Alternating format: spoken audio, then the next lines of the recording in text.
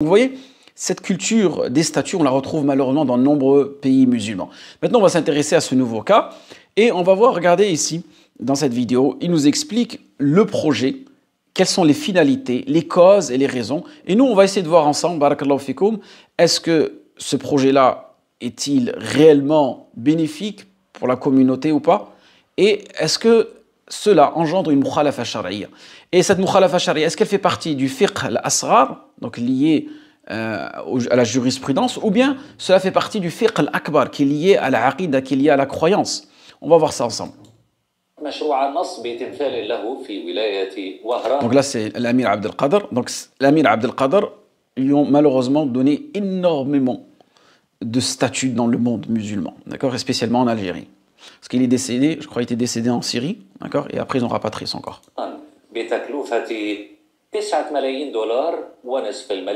Donc le projet 9,5 millions de dollars dans la ville de Wahran.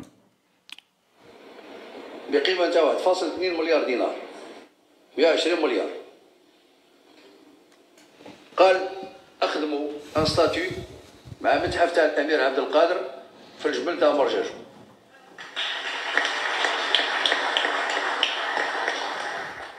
وجاو الدراهم نهار الخميس داروا لنا لا نوتيفيكاسيون. درك كنا باجتماع من أجل ضبط الأمور لأننا نونسيو اونيتي دي رياليزاسيون. وإن كان يعني التصور تاعنا راه تقريبا منتهي. On nous explique que le projet va coûter presque 9,5 millions de dollars, pardon, et que le projet il est pratiquement bouclé, il est bientôt fini, quoi. La statue elle est prête, et ils vont tout simplement la mettre en place.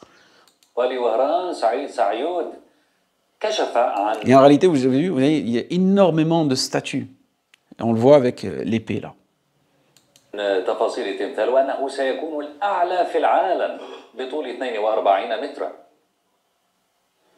Donc il va nous donner un peu les caractéristiques de ce projet. الطول نتاع العلو نتاع التمثال 42 متر.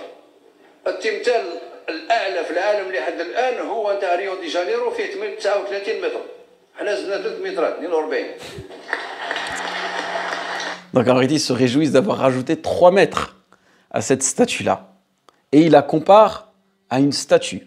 À une statue que vous allez voir plus tard. Allah al-Musta'an.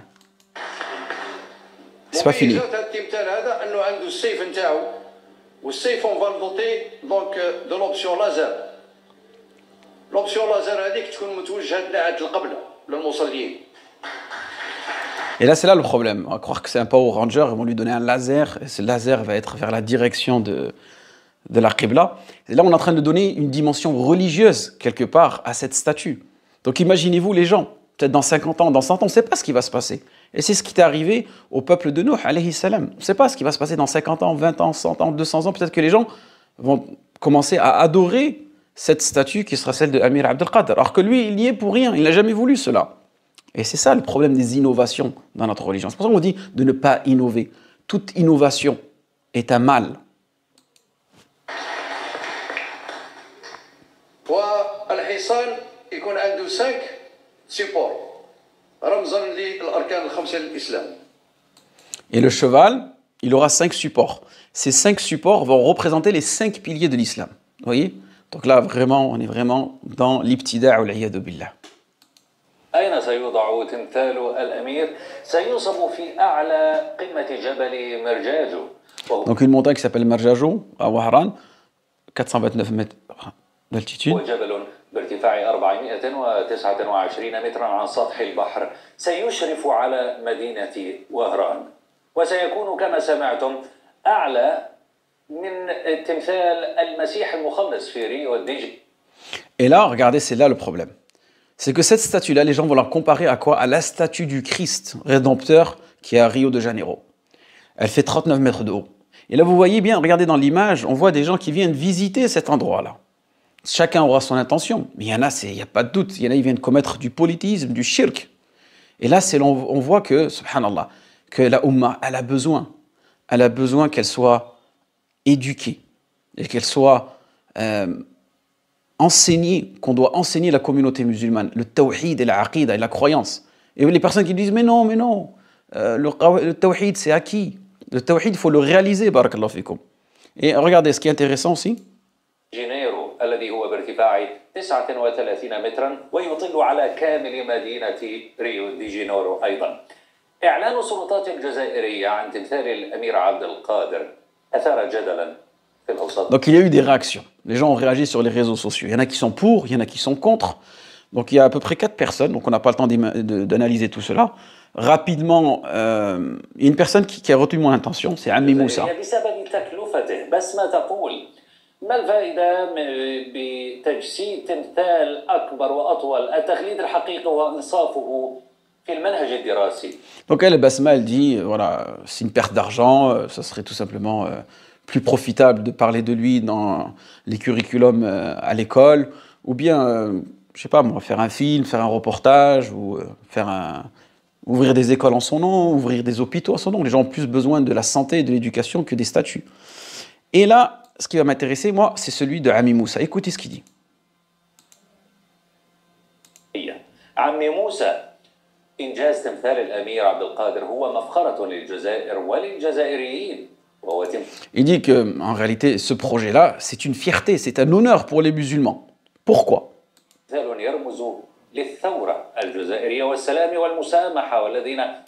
Il dit qu'en réalité, c'est un symbole de la révolution algérienne.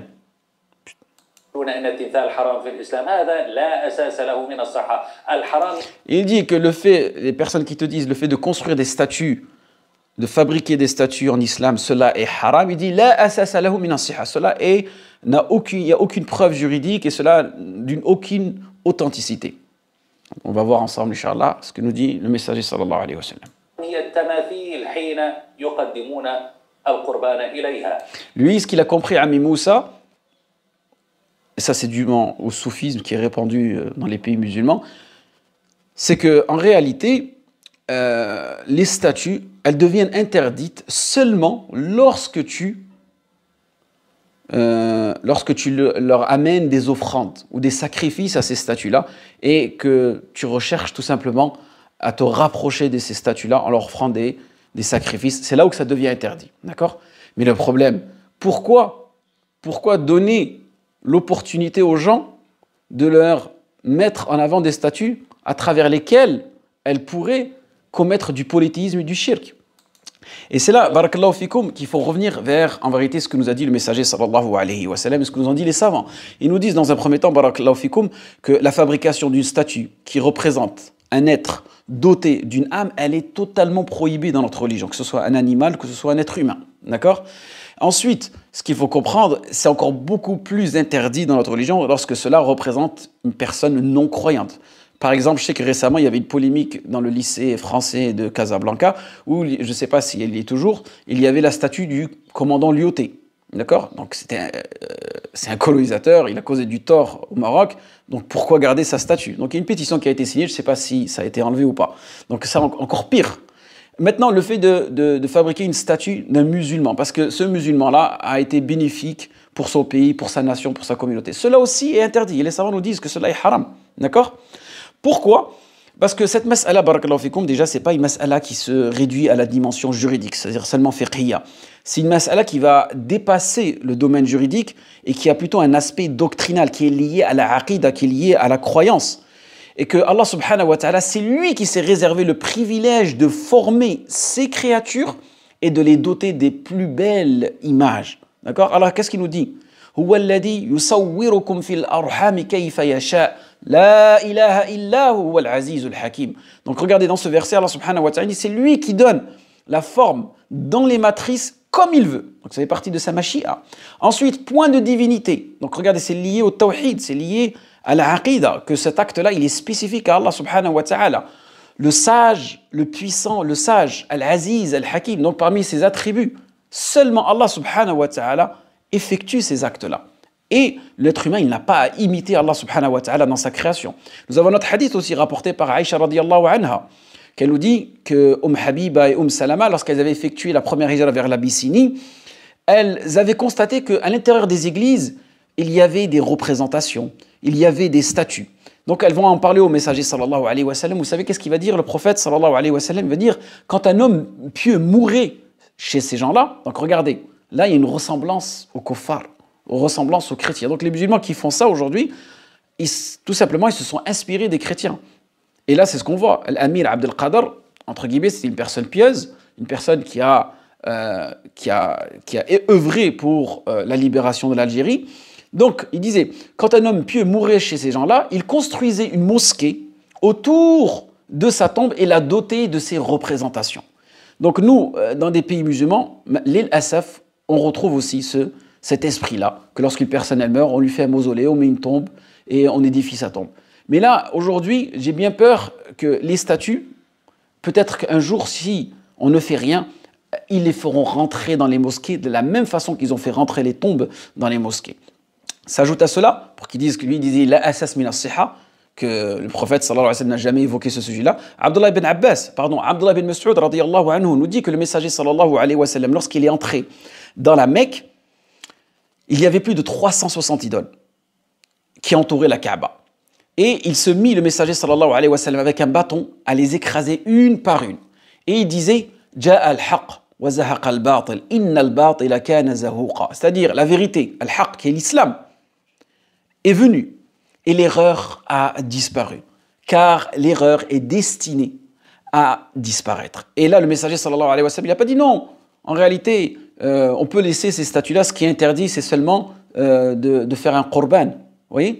Donc ici, barakallahu fikoum, la mas'ala, elle est claire. Et Ibn Qayyim, rahmatullah alayhi, dans Zad al-Ma'ad, nous explique que parmi, on va dire, les manipulations sataniques qu'ont subies les chrétiens, c'était le fait d'exagérer dans l'adoration de leurs saints et dans l'adoration de leurs martyrs. Et c'est pour ça que vous allez trouver énormément de statues quand vous rentrez dans des églises et quand vous allez visiter des lieux religieux.